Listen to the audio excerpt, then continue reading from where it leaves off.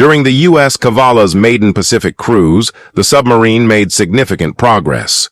The new aircraft carrier Taiho weighed anchor and headed to anchorage in the Sulu archipelago in the southwest Philippines on June 13, 1944. Early that morning, Vice Admiral Jisaburo Ozawa used the ship as his flagship. Alongside Taiho, a group of cruisers and destroyers, as well as the sister carriers Zuikaku and Shokaku, departed with other elements of Japan's first mobile fleet, moving northeast.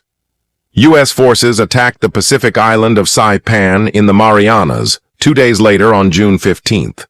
This led to a serious setback for the Japanese Empire, as Saipan and the neighboring Marianas chain fell, bringing the Japanese home islands within range of American heavy bombers for the first time. In response, Ozawa devised Operation Ago, a plan intended to lure the American fleet into a favorable position for a Japanese counterattack. He aimed to deliver a major defeat to the U.S. and defend Saipan. However, he faced two major obstacles: the diminished strength of his fleet due to previous battles like Midway and Guadalcanal, and a critical fuel shortage. Despite the weakened state of the Imperial Japanese Navy, Ozawa believed he still had enough forces. His strategy relied on a core of battleships and aircraft carriers. The fuel shortage was caused by effective American submarine attacks on Japanese merchant ships. Japanese vessels were forced to rely on crude Borneo oil, which emitted damaging fumes and affected ship engines. Still, Ozawa pushed forward with his plan.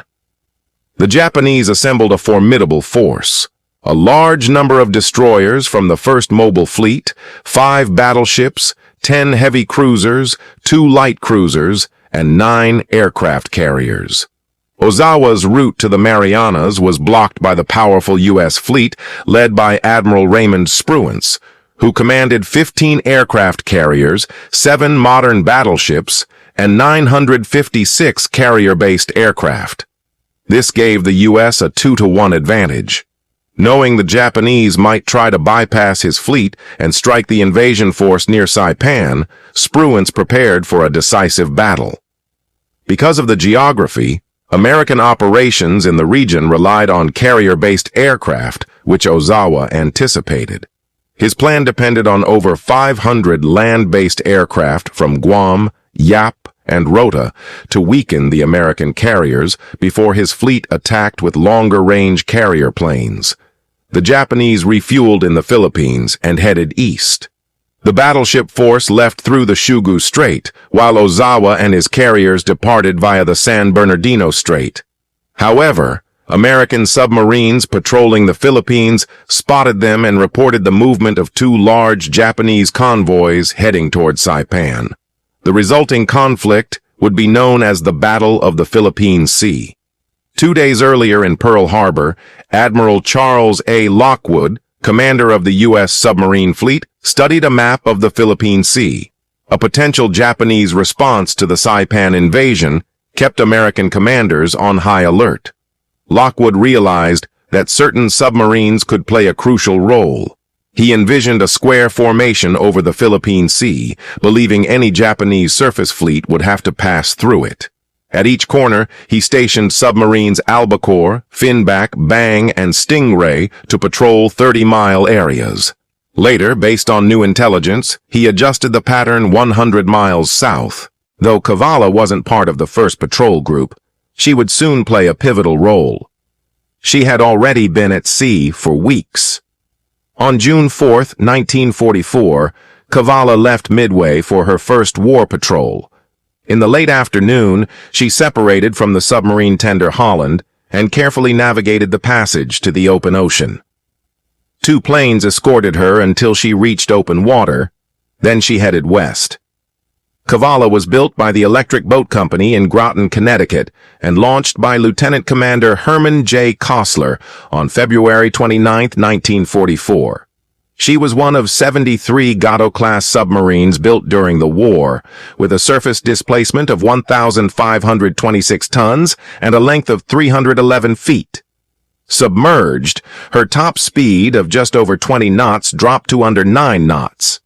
She had 10 torpedo tubes, 6 forward and 4 aft, that could hold 24 torpedoes. She was also equipped with a deck gun and several light anti-aircraft guns. After 2 months of trials, test dives, and crew training, Cavala traveled to Pearl Harbor via the Panama Canal, then moved on to Midway.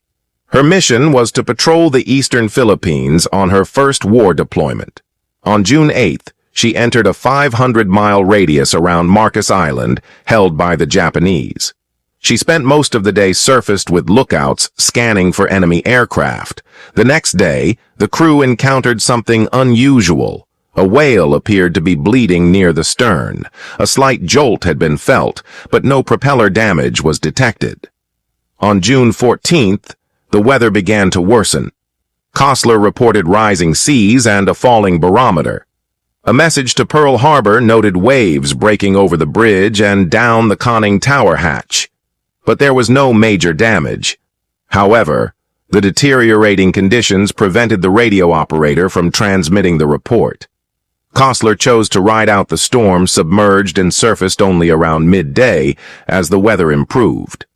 At about 7 p.m., Cavala received a report of a surface contact from the submarine Flying Fish. Costler immediately changed course and headed toward the reported location. The sea state had significantly improved at this point, and the storm had passed right by. Shortly before midnight, the submarine sped up to 16 knots to make up for lost time. On June 15th, Cavala entered her designated patrol area early in the evening after the submarine Flying Fish indicated the enemy's likely route. Clear began patrolling that area. Other submarines were also searching for the reported contact. The next morning, Pip Fish was observed by the patrolling submarine. After speaking with the other U.S. submarine, Claire agreed they would conduct a coordinated search, with each vessel patrolling one side of the target's reported course. By 8 p.m., Claire called off the hunt, and Cavala resumed her patrol. A few hours later, just before midnight, Cavala spotted a convoy that appeared to consist of 3 escorts and 2 tankers. Claire wasn't sure if this was the same group he and Pip Fish had looked for earlier. He stalked the convoy into the early hours of June 17th, but a fast-moving Japanese destroyer forced him to dive and abandon a torpedo strike. By the time Cavala surfaced, the convoy had left the area. Claire pursued without success until around 5:30 p.m., when he was ordered to relocate to a new patrol zone. The convoy Cavala had pursued was one of 2 tanker groups supplying Admiral Ozawa's combat force, something Claire was unaware of. Admiral Spruance believed the Japanese force was moving based on submarine sighting reports, though his search planes couldn't precisely locate the enemy carriers. Japanese float planes had been spotted by U.S. reconnaissance aircraft, suggesting that the enemy fleet might be close. On June 17th, Ozawa moved eastward at sea to stay outside the range of American carrier-based radar until weather conditions were favorable for an attack. Clear gave up chasing the tanker convoy, but events soon turned in his favor. Just before 8 p.m. on June 17th, Cavala's radar detected a ship contact. At first, the radar showed only a tiny dot, 30,000 yards away, pointing west-southwest. The signal faded in and out at that range, so the crew turned the bow toward the contact and increased to full engine speed. As the range dropped quickly, more signals appeared on the radar. At 22,000 yards, Clear identified a sizable task force traveling at 19 knots and zigzagging. By 8:15 p.m., 7 large radar signals were visible, one of which Clear correctly identified as an aircraft carrier. The other 6 ships, arranged in 2 parallel columns, appeared to be cruisers or battleships. The closest ship, an aircraft carrier, was 15,000 yards away. Claire noted that although the night was dark, the ship looked enormous. They submerged and went to battle stations. Sound equipment detected propeller noise from 15 separate vessels. The radar displayed 7 signals, indicating that a screen of destroyers protected the larger ships. Clear realized this was a major task force moving quickly. It was a difficult decision, but for the sake of the war effort, He chose to abandon the attack and surface to send a contact report, as no prior sightings of this force had been reported. By 9:30 p.m., all ships in the task force had passed Cavala, except for 2 swift vessels near the rear, likely destroyers. After nearly an hour of evasive maneuvers, Claire was finally able to surface and transmit a contact report to Pearl Harbor. The next day passed without incident, though Cavala tried in vain to relocate the task force. On June 19th, around 3:45 a.m., an aircraft flew low above the submerged submarine. The boat dove immediately. The plane wasn't seen, but its engine noise was clearly heard passing overhead. The officer on deck, Lieutenant Junior Grade Kassler, was shaken and nearly speechless. Cavala occasionally spotted planes during the day, usually at a safe distance. Through the periscope, 4 small aircraft were seen circling about 15 miles away. At 10:39 a.m., the sound of surface ships came from the same direction. Soon, ships were spotted beneath the planes on the horizon. The sound operator confirmed that there were more vessels than the periscope could detect. Claire ordered the crew to battle stations and slowly approached the enemy formation. When he looked again through the periscope, he was stunned. He saw 4 ships, a destroyer about 1,000 yards off the starboard beam, and a large carrier with 2 cruisers ahead on the port bow. Cavala was in the middle of a task force belonging to the 1st Mobile Fleet. Among them were 3 cruisers, 7 destroyers, and the fleet's 3 largest carriers, Shokaku, Zuikaku, and Taiho. To confirm the identification, Claire had the gunnery officer and executive officer view the carrier through the periscope. They accurately identified it as a Shokaku-class ship. Shokaku was indeed the carrier Cavala had been pursuing. The large, flat deck was an ideal target. Commissioned in August 1941, the carrier could carry just over 32,100 tons and had a crew of 1,660. It was capable of launching 72 aircraft. Due to the rapidly changing situation, Claire had to act fast. He noted that a destroyer on the carrier's starboard side might be a threat, but chose to focus on the carrier and take the risk. The destroyer was identified as Urakazi. From the periscope, it was evident the carrier was in a vulnerable position. Just before launching the attack, Claire observed that the carrier was recovering planes. It had a large bedspring radar mounted on the foremast and was flying a prominent Japanese ensign. He reported that Shokaku was landing reconnaissance planes, and that the forward flight deck was crowded with aircraft, at least 30 more by his estimation. Unbeknownst to Claire, another American submarine had already struck Ozawa's task force earlier that day. Albacore had hit Ozawa's flagship Taiho with a torpedo from over 60 miles away. The damage to the ship was initially considered minor by the captain. With the flight deck still usable and only a 1-knot reduction in speed, Taiho continued toward combat. However, due to inadequate damage control, she eventually exploded and capsized. It was now Cavala's turn to attack. With an ideal firing position, Kassler only had to raise the periscope 3 times during the final approach. At 11:18 a.m., he ordered the launch of a spread of 6 torpedoes, set to a depth of 15 feet, with Shokaku just 1,200 yards away. He was still uneasy about the nearby warship, even though the submarine's approach had gone unnoticed. At that moment, he recorded the destroyer's angle on the bow as 0 at about 1,500 yards away. After launching the torpedoes, Kassler ordered the submarine to dive. He noted that he fired the 5th and 6th torpedoes while the boat was already descending. About 50 seconds after the first torpedo was launched, the crew heard an explosion. 2 more followed 8 seconds apart. Kassler heard only 3 detonations and assumed the last 3 torpedoes had missed. He turned the rudder left, rigged the submarine for silent running, and prepared for the expected counterattack. Torpedoes from Cavala were spotted by lookouts aboard Shokaku, approaching from the starboard side. The order to abandon ship was given, but it was too late. The torpedoes struck forward and midships, and the carrier began to list to starboard, soon falling out of formation. Costler had just struck a major blow and now focused on escaping. He took Cavala deep in hopes of slipping away undetected. 2 minutes after the torpedoes were launched, the first depth charges exploded.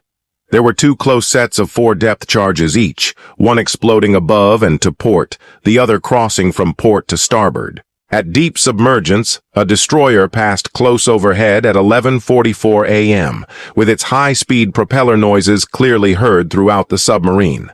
No additional depth charges were dropped on that pass. The crew endured the barrage in silence, drenched in sweat and under extreme stress. Initially, 3 warships pursued Cavala, but after about 90 minutes only 1 destroyer remained. Sonar pings were never detected. By 1:30 p.m., Cavala seemed to be evading pursuit, as the depth charges were becoming more distant, but still blocked a return to the attack site. Within half an hour, Costler began bringing the submarine slowly up to periscope depth. Around this time, their only remaining sound gear picked up loud water noises from the direction of the attack. Intermittent depth charges and underwater rumbling persisted. At 2:08 p.m., 4 massive explosions were heard in the same direction as the earlier torpedo attack.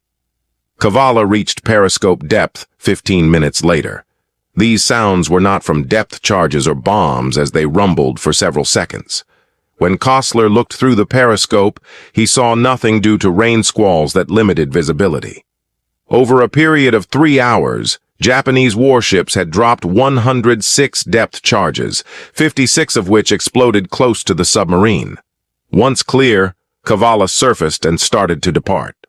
Around 6:30 p.m., Costler sent a message to Pearl Harbor reporting that he had hit a Shokaku-type carrier with 3 torpedoes and had heard tremendous explosions and depth charges. The day had been long and harrowing, but Costler ended it with the belief that he had sunk the carrier. Shokaku, a battle-hardened veteran of Pearl Harbor, the Coral Sea, and Santa Cruz, had seen heavy action during the early years of the war. Unfortunately, little about her sinking was documented in official Japanese naval records.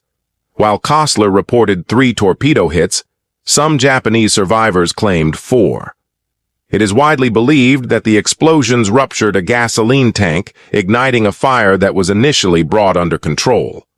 The ship stayed afloat for several hours, but massive explosions were eventually heard, likely from ignited gasoline vapors or a detonated bomb magazine. Shokaku went down, taking 1,272 crew members with her.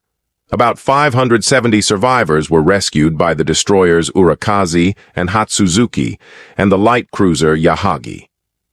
Though Cavala endured severe depth charging, she escaped with only minor damage.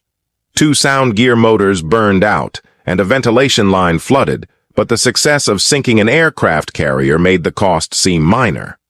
Later in June, the submarine was ordered to proceed to Saipan, but remained on patrol through the end of the month. On July 1, 1944, just after 2:30 p.m., Cavala met the destroyer Philip, which would escort her. By daylight, the 2 vessels were near Saipan. Costa recalled the unforgettable scene, gunfire and explosions visible and audible from the submarine, with smoke over one side of the island and every kind of ship in view. Cavala anchored off the southwest coast of Saipan. Machine guns were manned and lookouts posted in anticipation of possible air attacks, which typically occurred at night. At 1:10 p.m., while Cavala refueled from the tanker Kaskaskia, a group of visitors boarded the submarine. These included 6 war correspondents, a photographer, and staff representatives from Admirals Spruance, Turner, and Hill. Costler recalled being overwhelmed with questions as everyone wanted details about the attack on the Japanese fleet. After an hour, the visitors disembarked, and the submarine prepared to leave.